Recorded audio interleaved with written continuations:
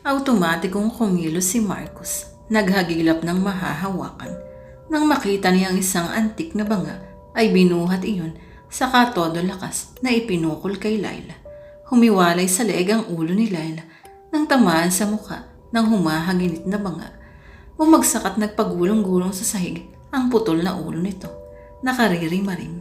Ang napakalapot at napakalansang dugo niyon ay nagsilbing mapa sa puting-puting marmol na sahig. Napakalamig ng gabi. Nanonood iyon sa kaibuturan ng buto ni Catherine. Kung bakit ba naman manipis na pantulog lamang ang suot niya ng mga sandaling iyon. Ang hindi niya maubos maisip ay kung bakit nasa gitna siya ng kalsada at naglalakad nang hindi alam ang patutunguhan. Walang kasama.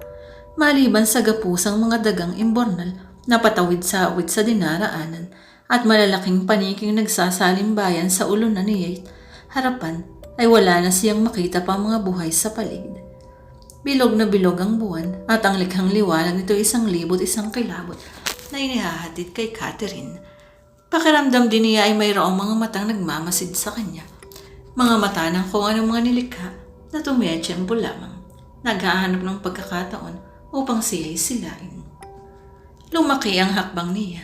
Bumilis ang dati ng mabilis na lakad. Sumidhi ang takot na kanina pa niya nararamdaman. Sumidhi ng sumidhi hanggang sa mapatakbo na siya. Ngayon tanging ang masasal na tibok ng puso niya at kabag ng hubad ng mga paa ang kanyang naririnig. Wala siyang alam gawin ng mga sandaling iyon kundi ang tumakbo. Bahala na kung saan siya dadalhin ang kanyang mga paa. Nabuhayan ng loob si Catherine. May natanaw siyang tao sa di kalayuan. Sa wakas hindi na siya nag-iisa. Bagaman natatabingan ng makapal na fog ang bandang ulo niya, ay sigurado si Catherine na isa-isang matandang lalaki. Hangos na tumakbo siya patungo sa matandang lalaki. Pakiramdam niya may kakampi na siyang tatay o agwela. Habang papalapit si Catherine sa matanda, ay niyayakap naman ng balumbo ng ulap ang bilog na buwan. Tumilim ang paligid, pero walang pakialam si Catherine. Kabisado na niya kung saan nakapwesto ang matandang lalaki. Lumuluha at nanginginig sa takot na yumakap siya rito. Hindi na mahalaga sa kanya kung sino ito. Ang mahalaga ay hindi na siya nag-iisa. Natigilan si Catherine. May mainit-init na likid ang pumapatak sa kanyang batok. Luha. Lumuluha rin ba sa tuwa ang matandang lalaki dahil tulad na yung naghahanap din ito ng kasama ng mga sandaling iyon. Kumalas ang ulap sa buwan. Muling nagliwanag ang paligid. Tiningala ni Catherine ang may kataasang matanda. Gusto niyang makita ang mukha nito.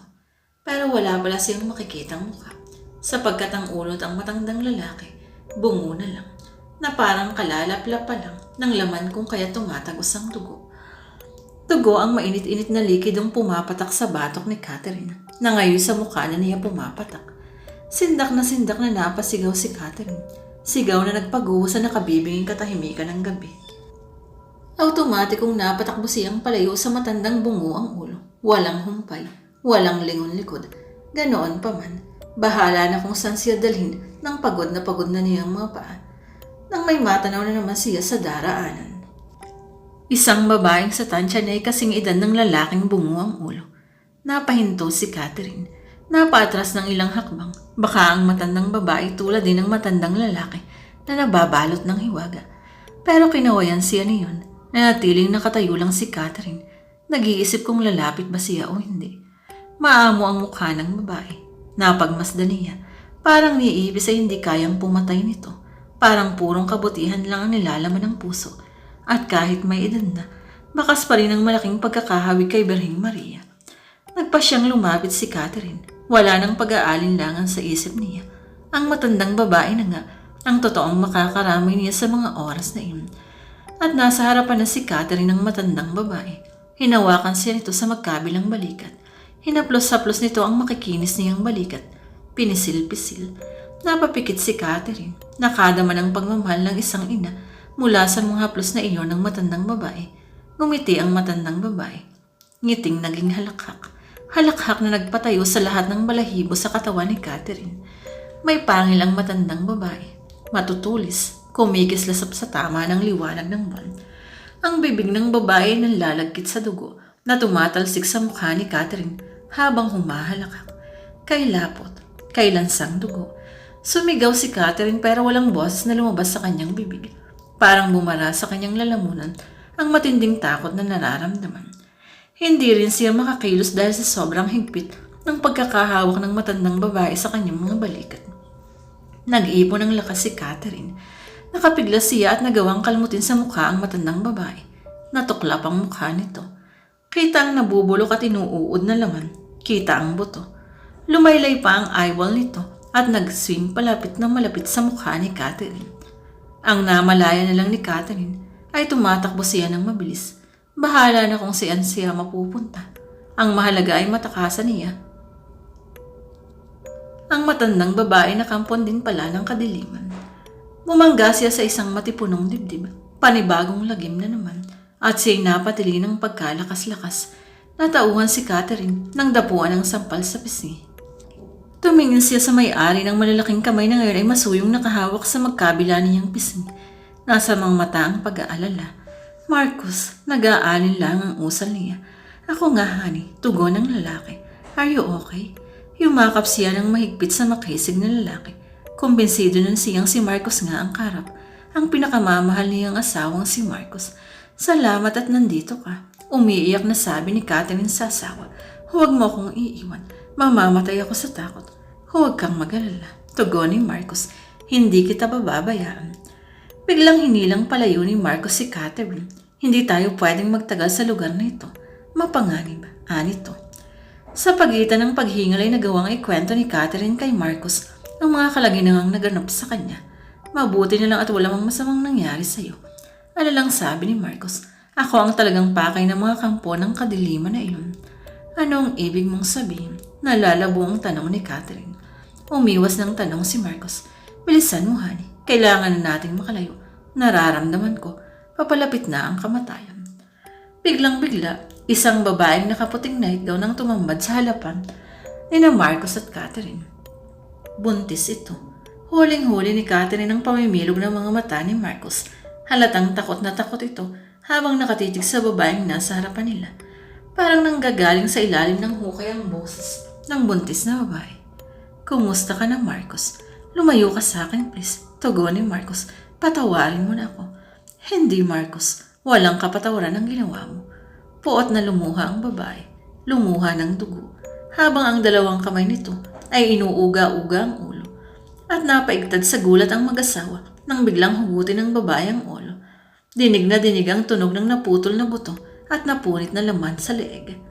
Umapaw ang malapot na dugo sa naputol na leeg nito at umagos ang puting-puting nightgown. Kapangipang ilabot na tanawin kung bakit ba naman ang gabi tila nagkulay dugo na rin. Napansin ni na Catherine at Marcus na tumataas ang umbok sa tiyan ng babae. Gumamagapang palabas sa pugot na leeg nito ang dinadala sa sinapupunan. Unang lumabas sa pugot na leeg ang mga kamay ng sanggol na may malalabahan sa talas ng mga kuko. Sumunod ang ulo hanggang sa tuluyan ang nakalabas sa katawan ng ina. Mabalasik na mabalasik ang anyo ng halimaw na sanggol. Matutulis ang masinsing ngipin. Nagliliyab ang mga mata. Sindak na sindak ang mag-asawa pero para silang nakapako. Hindi sila makatinag sa kinatatayuan nila.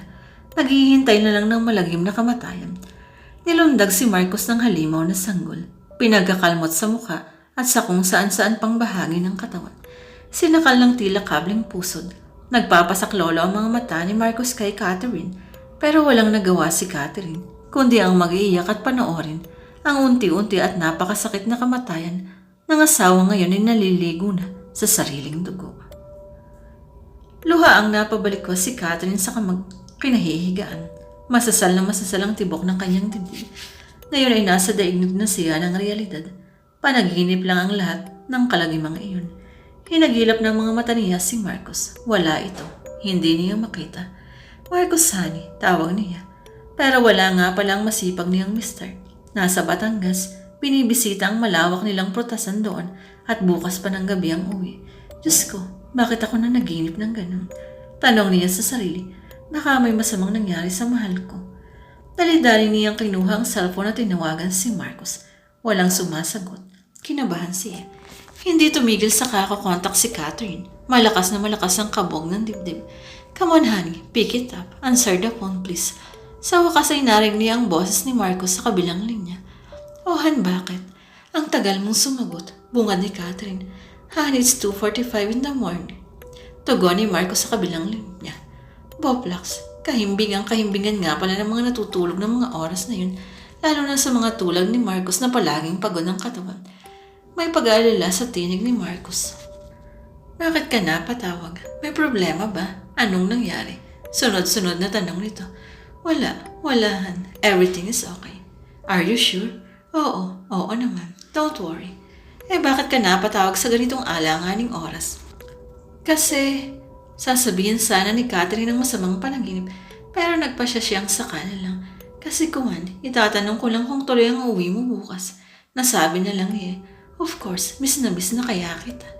Napangiti ng matamis si Catherine. Miss you too, honey. Okay, bye-bye na, honey. Antok na antok pa ako Love you. Love you too, honey. Take care. Bumangon sa kama si Catherine. Tinungo ang personal rep at kinuha roon ang 1.5 mineral water. Nagsalin sa baso. Halos naubos niya ang laman ng plastic.